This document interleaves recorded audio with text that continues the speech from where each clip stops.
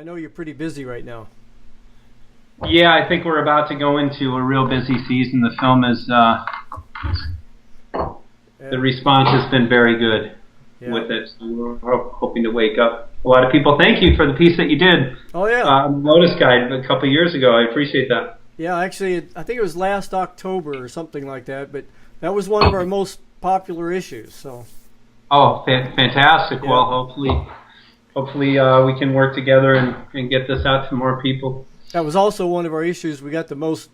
I think I got about 7 emails from people saying this is bullshit. Blah blah blah.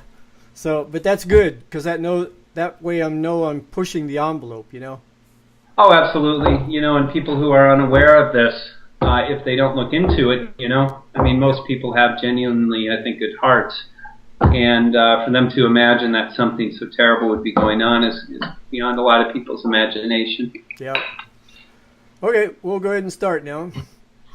Okay, are you going to cut this or just do a live feed? Or are you going to edit? I'm going to edit it, put it on YouTube, then transcribe it from there for the magazine, and it'll be on the YouTube channel too.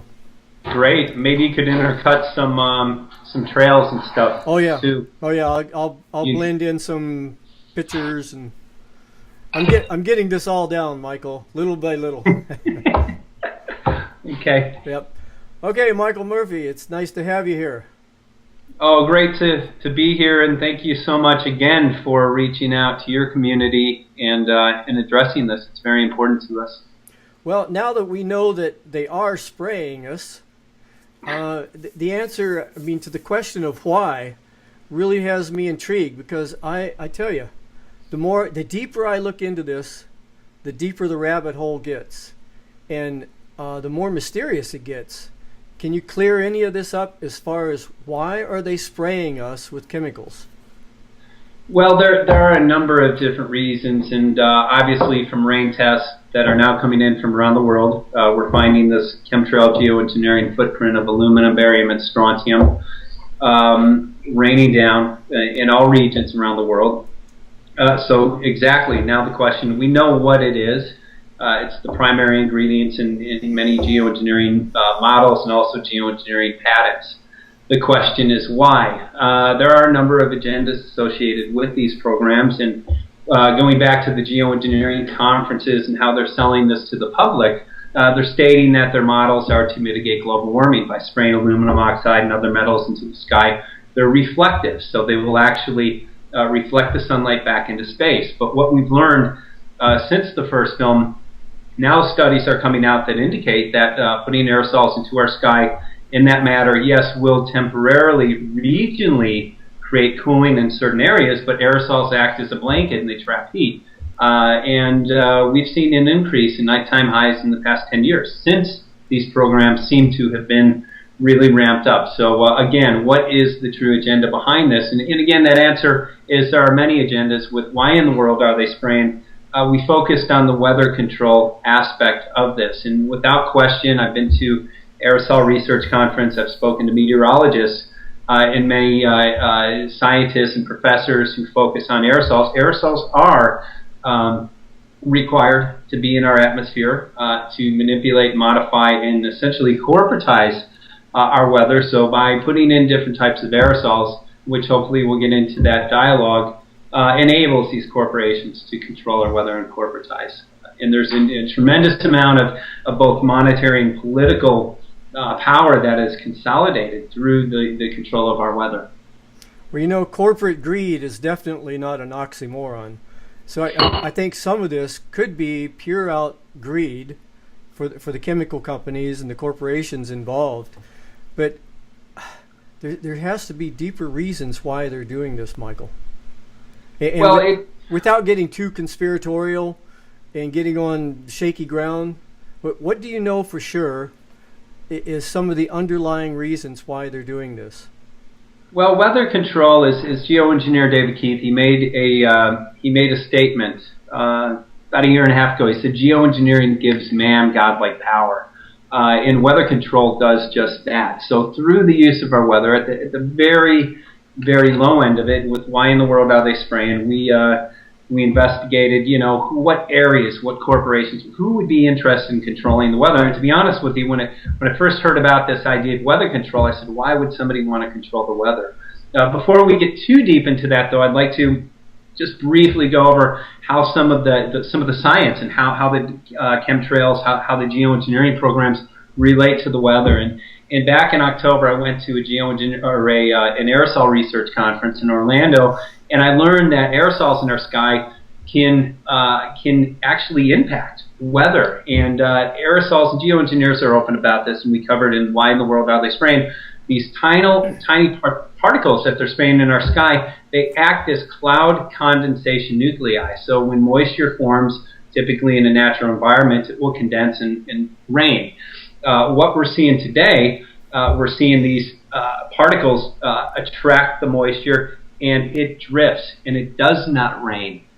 Geoengineers are very open about the fact that their programs create drought. We are now in a global drought. If you look at the Global Drought Monitor, that's because of these programs. But typically what happens in the area that you're at in Northern California, where the storm fronts come in, very heavy trailing right on the coast. Oh, yeah. And the rain that should be falling in your area actually drifts over the Continental Divide, and it falls in the Midwest. And that's why you're seeing droughts in certain areas, floods in other areas. So by putting different aerosols, depending on what the chemicals are in the sky, they can either destroy a storm. We see a lot of times the planes spraying thunderheads, beautiful clouds that look like they're going to rain. After they spray them, they just dissolve.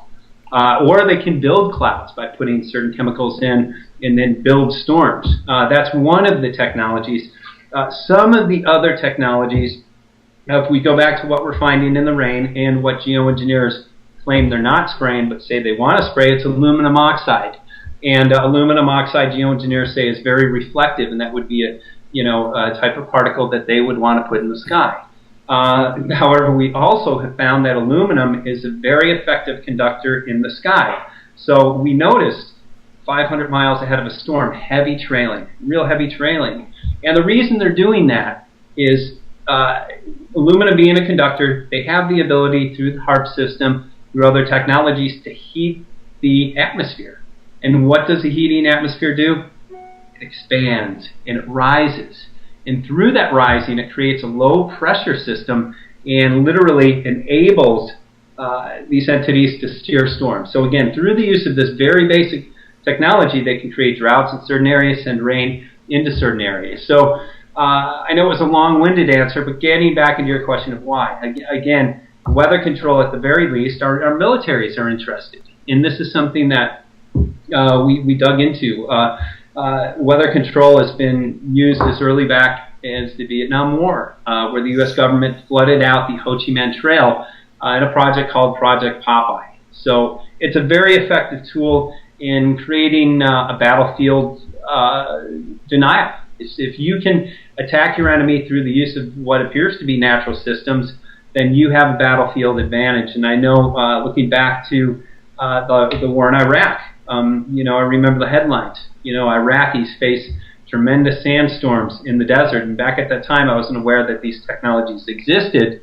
However, at this time, now looking back, it appears that was the reason. It did give the U.S. An advantage for that. So militaries, in essence, we're very interested in this throughout history. There was a treaty called the NMOD Treaty, which, because these technologies exist, and according to certain papers, they were, to the military, to the U.S. military, a more important weapon than the atomic bomb. That's how effective these were. A treaty came about, and it was called the NMOD Treaty, which effectively banned countries from using this technology in warfare applications. Is it being used today? Absolutely. The loophole in this treaty was the countries could use it over their own soil. So when you manipulate and modify weather, you can literally do an atmospheric input and affect weather thousands of miles away. And that's what we're seeing through the use of these programs. So at the very least, there's an interest of the military, but we know that military controls financial markets. Are controlled by corporate interest. And one of the things that shocked me, that we came about in the film, weather is being traded as a derivative on the Chicago Mercantile Exchange. Yeah. So there are mechanisms. There are mechanisms where people can make billions of dollars based on their knowledge of weather. And I'm not saying everybody working with these derivatives is, on the take or in cahoots with the people who are spraying and controlling the weather. But let's say if you have a crop in the Midwest worth $5 million, but you insure it through these derivatives for $10 million, you can make a lot of money if those crops dry up and fail. And that's what we're seeing. The people who have the foreknowledge of the weather, because most people believe the weather essentially is not predictable in long term, that simply is not the case now that this weather control is around. They have the ability, again, to make billions of dollars annually just through investing in these derivatives. And it's also very effective. We're seeing now a lot of farms go under. We're seeing because of their crops are dying. So it's a very effective land grab. We cover in the film George Soros. There's a company now, when these farms are either through floods or droughts being destroyed by this weather, George Soros is coming in. He's buying the farmland at pennies on the dollar. So it's very connected to, looks like it's connected to Agenda 21 objectives to get farmers off of their land and pack people into the cities. Yeah, and it goes deeper if you would like, but I know I've been long-winded for a while. Well, actually, it's the deeper ones that I really want to get to. But just playing the devil's advocate for a second, even if it was working, let's say it was working, and we're actually keeping the temperature down. If the temperature of the planet is naturally rising, which it might be, whether humans are part of it or not, the temperature of the planet is naturally rising. If we artificially keep it down, and then for some reason, economic reasons, all of a sudden we can't do that no more, the temperature of the planet is going to rise so fast, so quickly, that the plants won't have time to acclimate to the rise in temperature. And, Alan Robach, one of the top geoengineers, says just that. He says, if we were to start these programs, it would be next to impossible to stop it, because just as you said, the temperature would rise. Guess what? They have started these programs. And in putting aerosols in, we know from the first film that they do sterilize our soils. We know that they do destroy our ozone. We now have a huge ozone hole over the northern hemisphere. Geoengineers are calling for emergency geoengineering. These programs destroy our atmosphere from top to bottom. We have a UV index now that used to be from 1 to 10, now it's 1 to 15. People are beginning to notice, including myself, when I go out into the sun. I used to be able to stay out in the sun all day. Now I'm burnt within an hour, hour and a half. That is because our UV index, that is because our ozone is being shredded and literally destroyed.